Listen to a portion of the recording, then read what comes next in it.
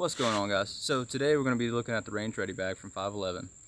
Now, if you're watching this video to get my opinion if you should buy the bag or not, I'm going to give you the opinion of yes, go buy the bag. They're about $120 on Amazon, and I do believe if you use this bag, now I'm not saying if you buy the bag and put it in the closet, but if you actually buy the bag and you put it to the use that it's designed for, I think you will get your money's worth out of it for years and years to come. With that being said, this bag was not given to me. This bag is a friend's bag. He comes out and shoots with me about 3 times a month and has brought this bag for at least 9 months now. I looked over the bag before the review to see the durability of it, and I can't find any issues with the stitching, where I can't find any holes in the bag. I can't find anything that looks like it's falling apart. Now, he did replace one thing on the bag, and we will talk about that a little later on in the review. But other than that, the durability of this bag has spoken for itself. And we're not easy on our gear. We usually throw it in the back of a side-by-side and drive out to a range, and then it kind of gets sat on the ground or wherever we have space for it. But with that being said, let's jump into the bag and I'll show you around. So the front pocket of the bag is nice. It is a padded outside pocket, so it's basically nylon with a foam piece that kind of protects the inside of the bag. You unzip the front pouch, and you will see 2 things: the magazines and my little chamber flag indicators. Now, these are just magazine holders. You could just, put a total of 8 mags, but for my competition use and my shooting use, I like to limit ammo to a certain reasonable standard, and that is 6 mags for me. So that is why you see 6 mags. I keep my loaded chamber indicators up here just to kind of have them accessible. And one thing I really like about this bag is there's minimal lay down or tilt when the magazines are loaded. So therefore, the magazines aren't sitting parallel, they're holding themselves up. And it also allows me to have this little area right here that if I want to, say, work on a gun, tighten up a gun, clean a gun, I have ability to do that without laying my gun in the sand or dirt. Pretty nice little construction. Like I said, the main thing I was looking for is the magazines not to sag, and they don't. It also does have a pocket back here that you can maybe throw some, suppressor paperwork in, or maybe a couple targets or whatnot. So that's the sum up of the top of the bag, or front of the bag. And we'll just work our way around, and then we'll go into the inside of the bag. When the bag comes, it will come with this little pouch, and I'll take that off. It is just like it has a little clip on the side here, like a little keychain clip that clips to the D-loop of the bag. And what this bag is, for anybody that reloads will know exactly what this bag is for. So we reload, so when we leave the range, we pick up our brass and we throw it in here. Now, anybody that's ever shot knows that brass, when you pick it off the range, is going to bring a lot of dirt, and if it's raining, the brass is also going to be wet. 511 thought about that, and they made a mesh pocket in the bottom, so that way all the dirt and grime, as you hang it off the side of your bag, does not fall inside your bag or inside of this keeper. It actually falls out back onto the dirt. I thought that was a really cool addition. This does come with a bag, and it is well constructed. I would say we've filled this thing up at least 10-15 times, and there's no sign of wear on the outside other than the dirt. Behind this is something I like to do. Now, I did take all his gear out of here and I put all my gear in it just to kind of see the layout, and that way I keep consistency throughout my videos. When I'm shooting these videos and you're looking at the range bags that I have reviewed, you can see the same amount of gear getting dispersed throughout. Now, I have added a couple different things because this thing is a lot larger than any range bag I've had, but also we'll get into that later.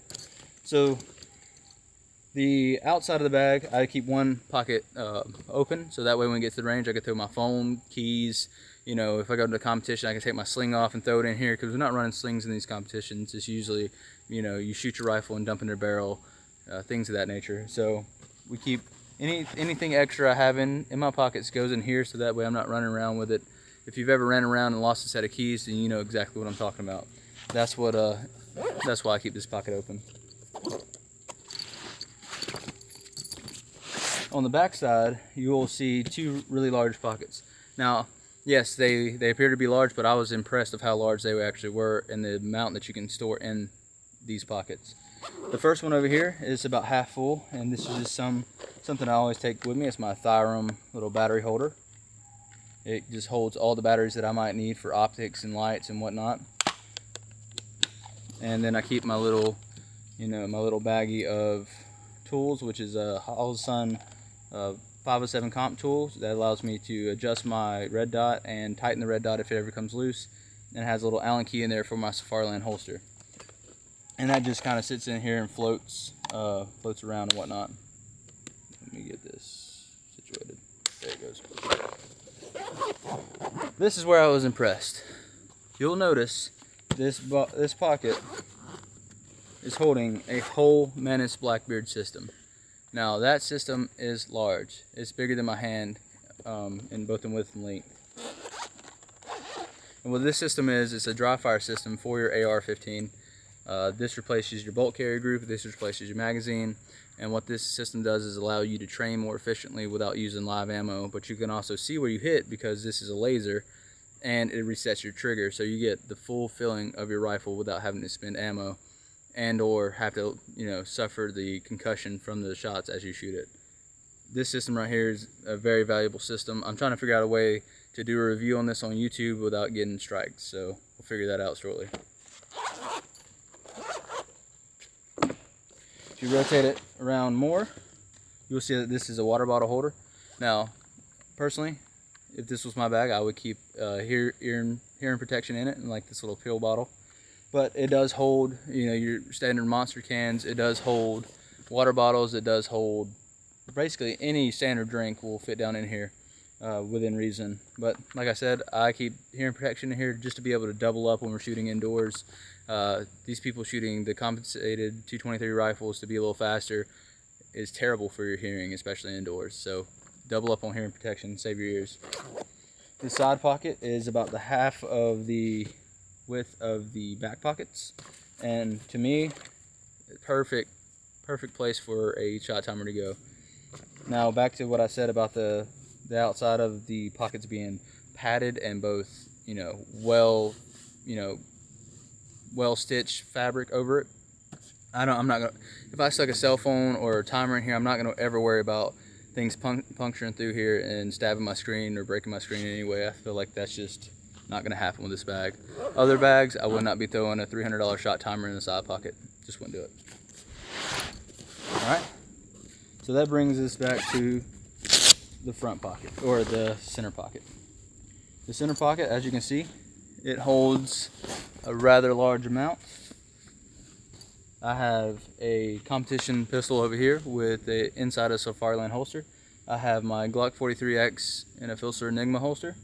I have two Savior sacks in here, one with 9mm ammo and the other one with 223 ammo. And then I have a pair of glasses. I have my hearing protection, and I have 6 AR magazines within this center pouch. And honestly, if you wanted to throw any objects on top of this, you probably have about at least 3 inches of height that you can cover. So you can just add into this bag. Is absolutely slap full. But I will say, be careful with what you do add, because the more stuff you add in the bag, the heavier it is, depending on how far you have to carry it, can be a nuisance. So like I said, on the side pocket over here, I don't know if you can see, but the side pocket, let me get a better angle for you. The side pocket right here, it is a divided pocket from the other bag, and that looks like a great place to put your pistols in. I keep all my pistols in the holster, but if you want to do like a gun zip bag, that would be a phenomenal spot for that. And like I said, that was holding my Glock 43X inside the Filster Enigma holster. So that's not a thin package at all. And on the other side, it is holding, as you can see where I got it from, it is holding my competition Glock 17 in a Safariland holster. And as you can tell, that is not a thin holster to begin with, and it holds it fine. You won't even notice in there. I don't like the pockets that when you add something in, it takes space from the other places. I don't know where the space is going in this, but it is not taking any space from the inside of the bag or the outside pockets of the bag. So that's some whizzes, you know, some magic they're doing there, and I am very impressed with it. The inside does come out, so it does come with a little carry tray, and that's where I have my 6 magazines, my hearing protection, my eye protection, and my ammo. Now these are all loaded mags, and that's usually how I keep my magazines. So that is 6 loaded magazines, which is awesome because in previous range bags I could only fit 5 across, and I like having at least 6 magazines. My eye protection just sits here on top in a Costa case. These are just cheap these are cheap Academy glasses actually. The Amazon glasses I had actually broke within the first week. Don't recommend those. But these are just, I think they're like $11, $12 Academy glasses, and I keep them in a Costa case so they don't get crushed. Alright. These are my hearing protection. These are Peltor Tactical 100s. They are from Walmart. I've had them so long that the band has started to degrade, so I bought a Amazon Basics band off of obviously Amazon and put it on here, and also changed the cups out to be gel cups because the other ones fell apart and actually no longer were useful to me. Then I have my Savior sacks, which is 9mm and 223, so that's 300 rounds of 9mm and 150 rounds of 223. Alright, so let's better look at this bag. If you'll notice, this bag also has the ability to have a strap clip to it, so therefore you can carry this like a sling bag, you know, to and from. But what a lot of people do is they just put their ammo in here. When they get to the range, they take their ammo out of the bag and they carry their ammo wherever they're going with them. That's one way to do it, but you're not getting any rain protection or, you know, dirt protection that way. So that's why I would keep it in the bag. It does have these zips on the side that you could possibly fit a slimline gun or maybe some more paperwork, targets, things of that nature. So for another slimline gun. Now this system is really nice because it is actually rigid. As you can see, it is not going to fall apart on you, and it actually holds its shape. The last thing you want to do is have this inside the bag, and as soon as you take stuff out, it compresses back in. Nope, this thing stays open, so that way anything you want to put inside this bag, you have the ability to. So, slide that guy back in. We'll put all our stuff back in. So, if this thing was compressed closed, there would be no way in the world that we would have the time to do this.